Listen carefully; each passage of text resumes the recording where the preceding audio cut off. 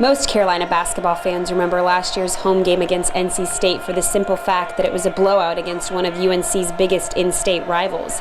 But Reggie Bullock remembers that game for a different reason. It was his first game in the starting lineup as a Carolina Tar Heel.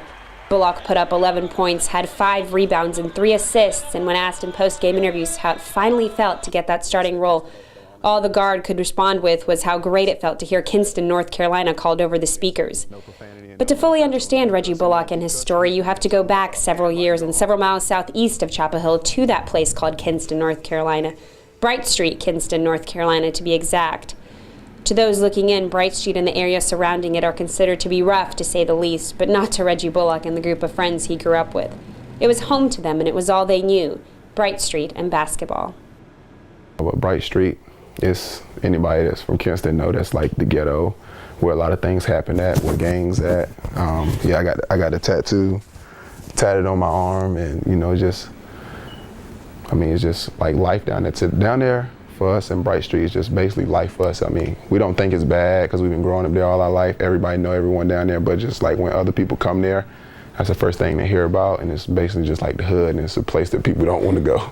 This is where we would play at out here every day. We'll walk down the hill from over here at Rochelle, walk down the hill, come right here around about 3 o'clock. About 4 o'clock, we'll come out here and play ball all day to about 7, 8, 9 at night. Just keep playing half court, 4 on 4, 4 on 4, 4 on 4. That's all we did was play basketball. Like, we don't have any amusement parks. Like, we don't really have anything for us to do, like, constructively. Like, other guys gang bang, a lot of guys got in trouble, like, but we just played basketball. Like, that's what we did, like, all day, every day. Oh. Who you call? How you doing? All right, how you doing? It's Mr. Davis. All right. Hey. He the man that run Holloway. Let us come in here when we was younger to play ball. Good to see you. Yeah. You want to go in and turn the lights on and just see a gym? Yeah. Down. Oh yeah. This is we state champions. Here gonna be right here. Rec league. Right here. See. These are my best friends. That's my best friend. That's my best friend. That's my best friend. And that's me. And he's all. That's me right there. Reggie also is a good mentor for the kids around here. A lot of kids look up to him. A lot of young kids. He got a little brother that comes through here, and he brings about 20 more with him when he comes.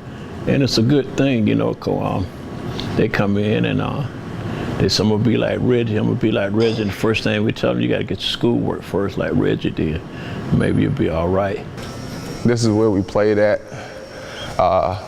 Like the little kids that play down this area, and the kids around like middle school area, high school area, and like a couple old heads. We'd play right here, play 4 on 4. And like the list was long, so if you lost, you wasn't get back on the court. So we try to have the best team. So try to win games, and you know, so we can definitely stay on the court and just keep playing. And me and Chunk would probably be on different teams, or probably be on the same team, but like everybody would just sit right here. A lot of people, like young kids, would leave middle school, come down here and just watch us play ball. And like this is where it all started at. Stackhouse even played here a lot of times. Yeah, Jerry Stackhouse played here. A lot of players, Charles. A lot of NBA greats that came through Kinston. You know, he didn't have video games and all that little stuff you can play with when you was young, like me or like other people. You didn't have all that, so his only option was to go outside and go to that basketball court and shoot around and get better in his game. Basketball is what Bullock and all of his friends had in common, and it's what kept all of them occupied and off the streets. In Kinston, North Carolina, you either spent your time on the streets or on the courts. Like growing up in Kinston, when I was younger, like I really didn't have a lot, so basketball was one thing that I just had to lean on, and I just tried to pursue my goal by just playing basketball every day and all day with my friends. I would just come straight home from school, drop my books, sad to say, but go straight to the basketball court and play outside just to perfect my dream. Like, it kind of sounds a little bit cheesy that like all we did was play basketball, but like all we really did was just play basketball. Kinston is real big on basketball, so I mean, it's just like with anybody doing anything, there's gonna be some people that want to see you fail. There's gonna be some people that want to see you do other things in life. You feel me? That make it somewhere. But a lot of people like respected me because I was so focused at like trying to obtain my basketball dream.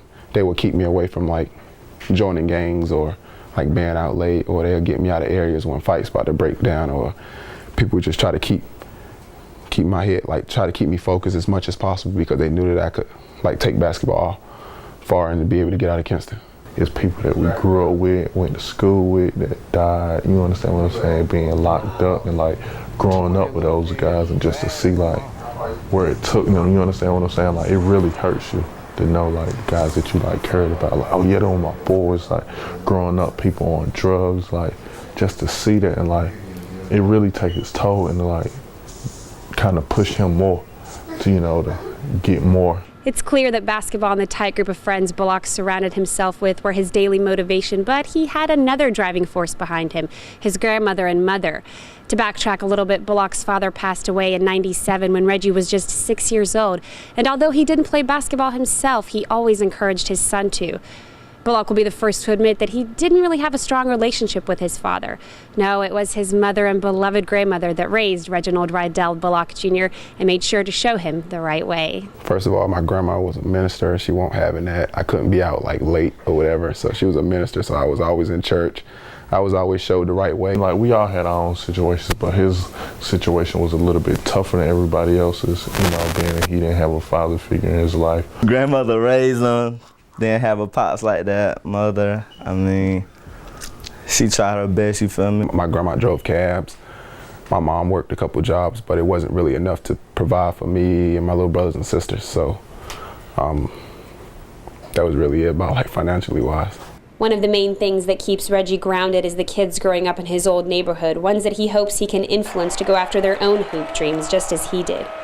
But the dream for Bullock doesn't end here at the University of North Carolina. The junior guard hopes to improve his game even further this season in hopes of someday making his next dream, one of playing in the NBA, come true.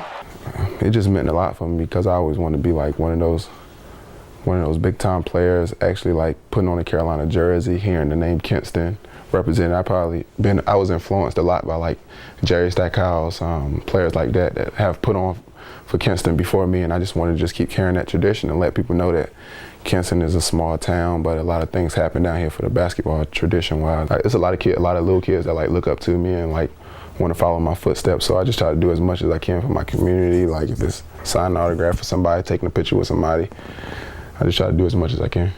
I mean, because it is rough down here. I wouldn't say like Kinston is like the worst and like most hood place ever, but like I know the things that go on in Kinston. Like people probably think Kinston is country, but like the area that I'm from it gets really bad down there. So like losing focus can be a main thing because you'll be stuck right here in Kinston where it's dead at and where there's really nothing going on.